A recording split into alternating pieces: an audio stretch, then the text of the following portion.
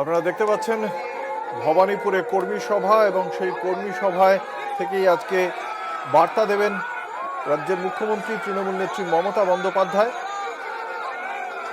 চেতলা রহেন্দ্র মঞ্চে ভবানীপুর বিধানসভা এলাকার কর্মীদের নিয়ে সম্মেলন।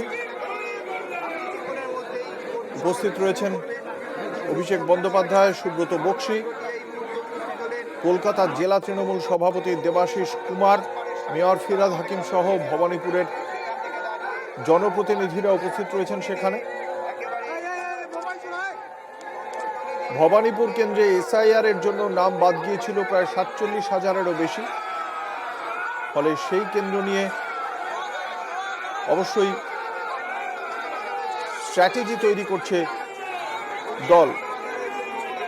2024-এর লোকসভা নির্বাচনে কলকাতা দক্ষিণ কেন্দ্রে প্রার্থী ছিলেন মালা রায়। এই ভবানীপুর বিধানসভা আসনে তিনি সামান্য ভোটে পিছিয়ে ছিলেন বিজেপির প্রার্থী দেবশ্রী রায়ের থেকে, এবং সেই কারণেই যে সমস্ত ওয়ার্ডগুলি গুরুত্বপূর্ণ 63, 70 থেকে 73, এই ওয়ার্ডগুলিতে ভোট প্রক্রিয়ার বিষয়টি অত্যন্ত গুরুত্ব দিয়ে দেখছে তৃণমূল কংগ্রেস, এবং তার জন্য দায়িত্ব দেওয়া হয়েছে। যে 8টি ওয়ার্ড রয়েছে সেই 8টি ওয়ার্ডের দায়িত্ব দেওয়া হয়েছে তৃণমূল কংগ্রেসের অন্যতম দুই বরিষ্ঠ নেতা সুব্রত বক্সী এবং ফিরহাদ হাকিমকে।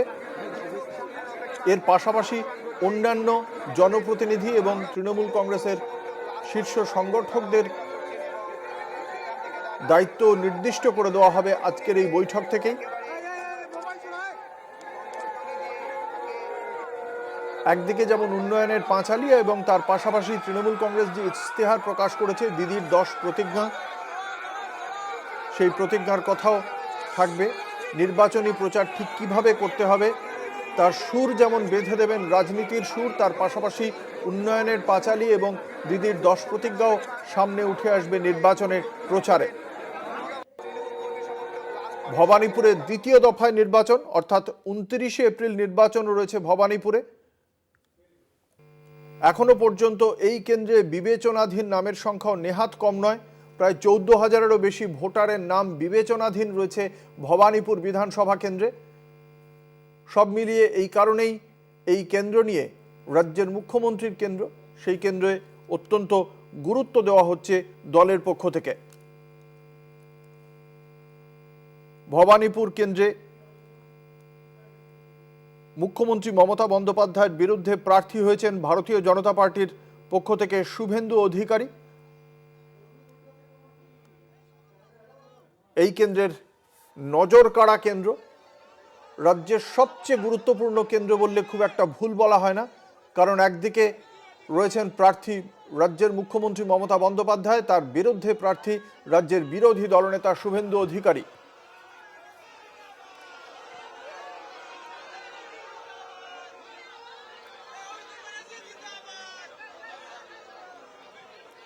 আপনারা দেখতে পাচ্ছেন ইতিমধ্যেই কথা বলবো, আমাদের সঙ্গে রয়েছেন আমাদের প্রতিনিধি দেবাশিস সেনগুপ্ত। এই মুহূর্তে কি পরিস্থিতি? মুখ্যমন্ত্রী মমতা বন্দ্যোপাধ্যায়ের আজকের এই বৈঠকে ঠিক কারা কারা উপস্থিত থাকছেন সুনির্দিষ্টভাবে এখনো পর্যন্ত তৃণমূল সূত্রে কি খবর? কাদের দিকে ঠিক কোন কোন দায়িত্ব যেতে চলেছে বলে এখনো পর্যন্ত তৃণমূল নেতৃত্ব সূত্রে খবর? দেখো, প্রথমে জানিয়ে রাখি, আজ ভবানীপুর কেন্দ্রের যে কর্মী সভা, সেই কর্মী সভায় ইতিমধ্যেই মমতা বন্দ্যোপাধ্যায় এবং একই সঙ্গে একই গাড়িতে অভিষেক বন্দ্যোপাধ্যায় রাজ্য সভাপতি, রাজ্য সম্পাদক, তিনি কিন্তু এসে পৌঁছেছেন। এবং সেই জায়গায় দাঁড়িয়ে সর্বভারতীয় সাধারণ সম্পাদক অভিষেক বন্দ্যোপাধ্যায় তিনি এসছেন রাজ্য সভাপতি সুব্রত বক্সী, রয়েছেন ফিরহাদ হাকিম, দেবলীনা বিশ্বাস বড় চেয়ারম্যান, এছাড়াও যে 8 যে কাউন্সিলর আছে তারা কিন্তু ইতিমধ্যেই এসে এসছেন বিএলএরা, যারা এজেন্ট হিসাবে কাজ করবে বুথে, মানে ইলেকশন নির্বাচনের দিন। এবং ইতিমধ্যেই রণকৌশলের বৈঠক কিন্তু সুব্রত বক্সী অর্থাৎ রাজ্য সভাপতি তার অফিসে হয়েছে। তৃণমূল কংগ্রেসের পক্ষ থেকে সমস্ত দলের প্রতিনিধিরা, কার্তিক ব্যানার্জি, সেখানে প্রিয়দর্শিনী হাকিম, তারাও সেখানে ছিলেন, এবং সেখানে জয়প্রকাশ মজুমদার ছিলেন। সেখানে বৈঠক হয়েছে, সেখানে ঠিক হয়েছে, রণকৌশল ঠিক হয়েছে। এরপরেই উত্তরবঙ্গে তিনি চলে যাবেন মুখ্যমন্ত্রী মমতা বন্দ্যোপাধ্যায় তার দলের প্রচার করতে। 291টা আসনে প্রার্থী দিয়েছে তৃণমূল কংগ্রেস, এবং সে পাহাড়ে 3টি আসন ছেড়ে রেখেছে, এবং এই 291টা আসনের মধ্যে 290টি আসনে কিন্তু তাকে প্রচার করতে হবে দলের প্রার্থী হয়ে। আর একটি আসনে তিনি যেমন প্রচার করবেন, তার পাশাপাশি তার দলের নেতৃত্ব যারা আছেন তারা কিন্তু সেই প্রচার করবেন। এবং সেই জায়গায় ইতিমধ্যেই বৈঠক হয়েছে এই ভবানীপুর বিধানসভা ক্ষেত্রে মোট 8টি পৌরসভা পুরো ওয়ার্ড রয়েছে। সেই পুরো ওয়ার্ডের সমস্ত বিধায়ক যারা রয়েছেন, যারা কাউন্সিলর রয়েছেন, তারা ইতিমধ্যে উপস্থিত হয়েছেন এবং সেখানে কিন্তু আগেই রণকৌশল ঠিক হয়েছে। আজ কর্মীদের নিয়ে মমতা বন্দ্যোপাধ্যায় সভা করছে, কারণ তিনি বাইরে চলে যাওয়ার আগে এই সভা, এবং সেই সভা কিন্তু যথেষ্ট গুরুত্বপূর্ণ। কেন, এর আগের যে রণকৌশল ঠিক করেছিলেন, দলনেত্রী বারবার বলেছিলেন একটি বৈধ ভোটারও কিন্তু যাতে বাদ না যায়। সে জায়গায় দাঁড়িয়ে সোমবার আগামীকাল সাপ্লিমেন্টারি লিস্ট বেরাবে এবং সাপ্লিমেন্টারি লিস্টে এখনো পর্যন্ত যা খবর, কেন 2025 যখন শুরুতেই কিন্তু যে এসআইআর যে তালিকা বেরিয়েছিল, সেই এসআইআর এর তালিকাতে কিন্তু নাম ছিল প্রায় 2 লক্ষ সেখানে 7,000 ভোট ছিল এখানে, এবং সেই 2,07,000 ভোটের মধ্যে পরবর্তীকালে দেখা যায় যে 44 লক্ষর মতো প্রায় নাম বাদ যায় এবং তার পরবর্তীকালে 14,000 নাম সেখানে কিন্তু বিবেচনাধীন ছিল। এবং সেই জায়গায় সেই তালিকা কিন্তু আগামীকাল বিকেল বেলা বেরাবে এবং সেক্ষেত্রে দেখা গেছে যে বেশ কিছু নাম হয়তো বাদ যেতে পারে। যেন মমতা বন্দ্যোপাধ্যায় অভিযোগ করেছিলেন বহু বৈধ ভোটারের নাম বাদ গেছে, সেখানে দলীয় কর্মী যারা রয়েছেন, যারা বিএলএ রয়েছেন, তাদের স্পষ্ট নির্দেশ দিয়েছেন যে তাদের নাম যাতে বৈধ ভোটারের নাম যাতে বাদ না যায় সেজন্য কিন্তু ব্যবস্থা নিতে হবে। কি ব্যবস্থা নিতে হবে, যদি আইনি সহায়তা প্রয়োজন হয় সেই আইনি সহায়তা করবে দলের নেতৃত্ব, এমনটাই কিন্তু নির্দেশ দিয়েছে। এবং সেই নির্দেশের জায়গায় আজও কিন্তু সেই সঠিকভাবে সেই নির্দেশ তুলে দেবে যে কাকে কি কাজ করতে হবে, সেই দিশা কিন্তু দেখাবেন দলনেত্রী মমতা বন্দ্যোপাধ্যায় এবং তার সেটা কিন্তু এই কর্মী সভায় বলে দেবে। অর্থাৎ বলা যেতেই পারে যে আজকের এই বৈঠকে একদিকে যেমন তার প্রচারে অনেকেই বলছেন যে ভবানীপুর কেন্দ্র হাই ভোল্টেজ, কিন্তু দলের কর্মী নেতৃত্ব মনে করছে না এটা হাই ভোল্টেজ। যদি এখানে প্রার্থী বিরোধী দলনেতা শুভেন্দু অধিকারী এবং এখানে বামেদেরও প্রার্থী রয়েছে, সেই জায়গায় দাঁড়িয়ে থেকে মমতা বন্দ্যোপাধ্যায় ভূমিকন্যা, সেখানে তার অ্যাডভান্টেজ বেশি এবং তিনি মনে করছেন এবং তার দল মনে করছে যে ভবানীপুর কেন্দ্রতে কোনো লড়াই হবে না। ইতিমধ্যেই দলীয় নেতৃত্ব সেখানে তারা রণকৌশল বৈঠক করেছে এবং সেখানে তারা কিন্তু নিশ্চিতভাবে বাড়ি বাড়িতে প্রচার, যদি প্রয়োজন হয় একবারের জায়গায় 10 বার প্রচার করবে, বাড়িতে বাড়িতে যাবে এবং কেবল তাই নয়, বহুতল যে আবাসনগুলো আছে সেখানে প্রচার করবে, উন্নয়নের যে দিশাগুলো তুলে ধরবে মমতা বন্দ্যোপাধ্যায়। উন্নয়ন পাশাপাশি আগামী চতুর্থবার ক্ষমতায় আসে মমতা বন্দ্যোপাধ্যায় কি করবে তাও যেমন তুলে ধরবে।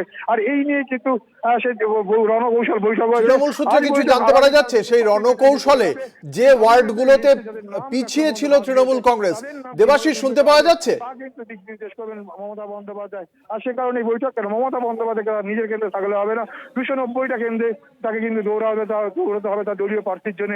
একটি কেন্দ্রে সে তার জায়গায় এবং সেই জায়গায় তিনি ভূমিকন্যা। যতবার তিনি এখানে দাঁড়িয়েছেন নির্বাচনে, মমতা বন্দ্যোপাধ্যায় কোনো সময় কিন্তু ভবানীপুরের মানুষ কিন্তু বিফল করেনি এবং সেই জায়গা থেকে তার জয় কিন্তু নিশ্চিত সে দেখছেন, তার দলীয় নেতৃত্ব তারা মনে করছে। তবুও কোনো খামতি রাখছেন না দলীয় প্রচার। ইতিমধ্যেই যখন নাম ঘোষণা হয়েছে, দেখা গিয়েছে মমতা বন্দ্যোপাধ্যায় নাম ঘোষণার সঙ্গে সঙ্গে দলীয় কর্মীরা দেওয়াল লেখা থেকে শুরু করে প্রচার শুরু করে দিয়েছে এবং সেই জায়গায় কিন্তু কিছুটা বুস্ট আপ করার জন্যই কিন্তু দলনেত্রী এই আজকে কর্মী সভায় আসা এবং সেখানে আগামীকাল যে সাপ্লিমেন্টারি লিস্ট বেরোবে সেখানে একটা যারা ভোটার লিস্টে যাদের নাম বাদ গেছে তাদের কি করতে হবে তাও কিন্তু দিক নির্দেশ করে দেবেন মমতা বন্দ্যোপাধ্যায়, এমনটাই মনে করছেন নেতৃত্ব।